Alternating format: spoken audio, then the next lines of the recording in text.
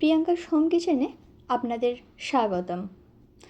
আজকে পাঁপড়ের তরকারি রেসিপি নিয়ে চলে এসেছি।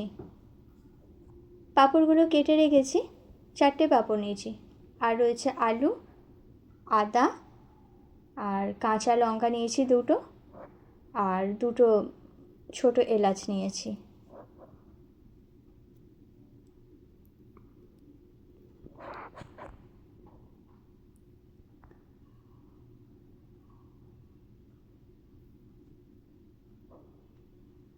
গ্যাস জেলে কড়াইতে সর্ষের তেল দিয়ে দিলাম পরিমাণ মতো। পাঁপড়গুলো ভাজবো, তাই একটু বেশিই তেল দিলাম।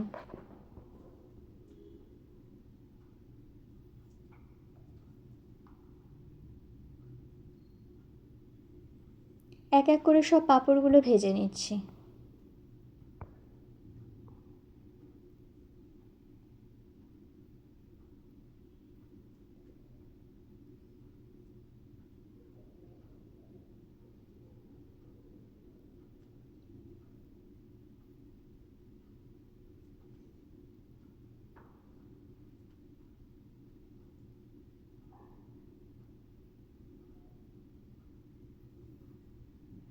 এক একটা পাঁপড় আবার বেশিই লাল হয়ে গেছে, তবে অসুবিধা নেই।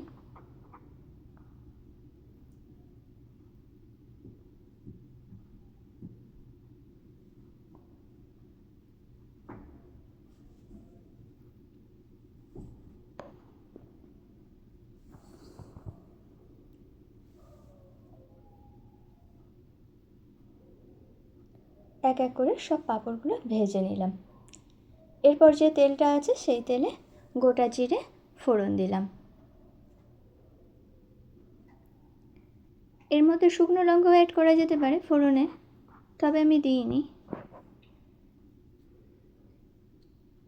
এরপর আলুগুলো দিয়ে দিলাম, এর মধ্যে একটু হলুদ আর একটু নুন দিয়ে দিচ্ছি।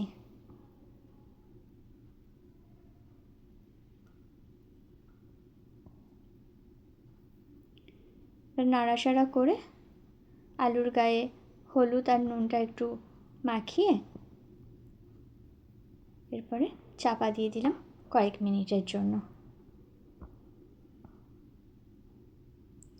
এর মধ্যে আদা আর এলাচের পেস্টটা করে নিই।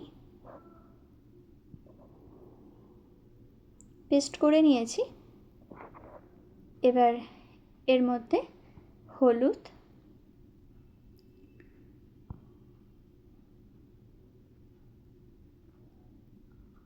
আর গুঁড়ো জিরে দিয়ে দিলাম।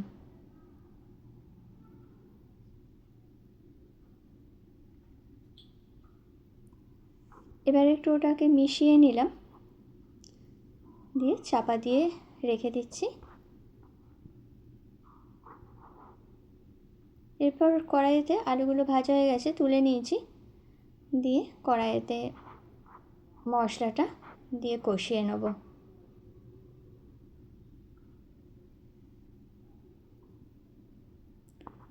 মশলাটা প্রায় কষানো হয়ে গেছে, এরপর ভেজে রাখা আলুগুলো দিয়ে দিচ্ছি।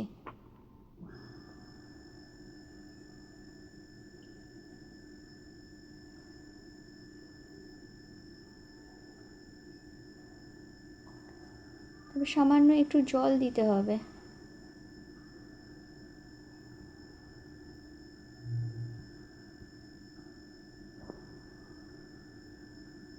এবার একটু নাড়াচাড়া করে নিচ্ছি।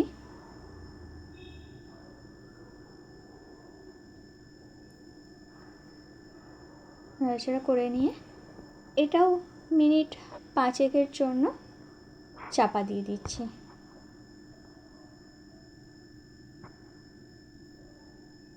আলুগুলো মোটামুটি কষানো হয়ে গেছে মশলার সাথে, এরপর পরিমাণ মতন জল দিয়ে দিচ্ছি। আমি একটু জলটা বেশিই দিয়েছি, তবে যারা মাখা মাখা খায় তাদের জন্য একটু জলটা কম দিলেও হবে।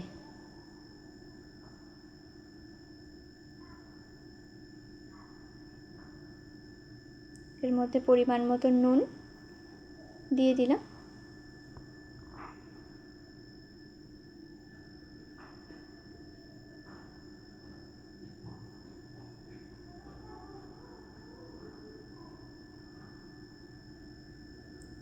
এবার একটু নাড়াচাড়া করে চাপা দিয়ে দিচ্ছি।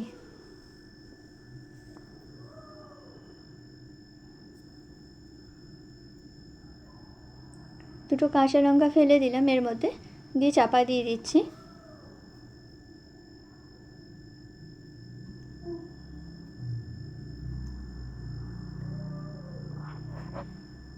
তরকারিটা মোটামুটি ফুটে গেছে, সিমে করে দিয়েছি। এবার এসে দেখছি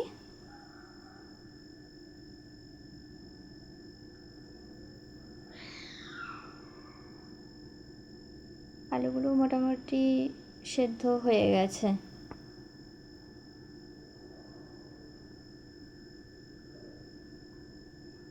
এর মধ্যে একটু চিনি দিয়ে দিলাম স্বাদের জন্য।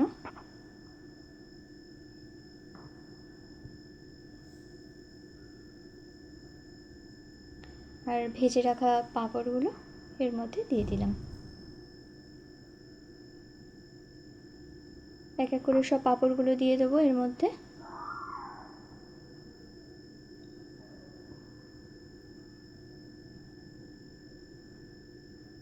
সব পাঁপড় দেওয়া হয়ে গেছে। এরপর সব ডুবিয়ে ঝোলটার মধ্যে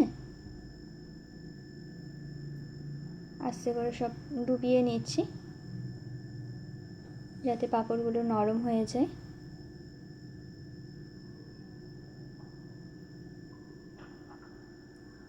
হয়ে গেছে আমার পাঁপড়ের তরকারি। এরপর নামিয়ে নিচ্ছি।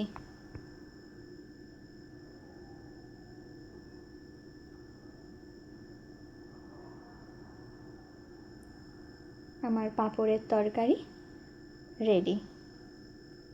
নমস্কার, ভালো থাকবেন সব।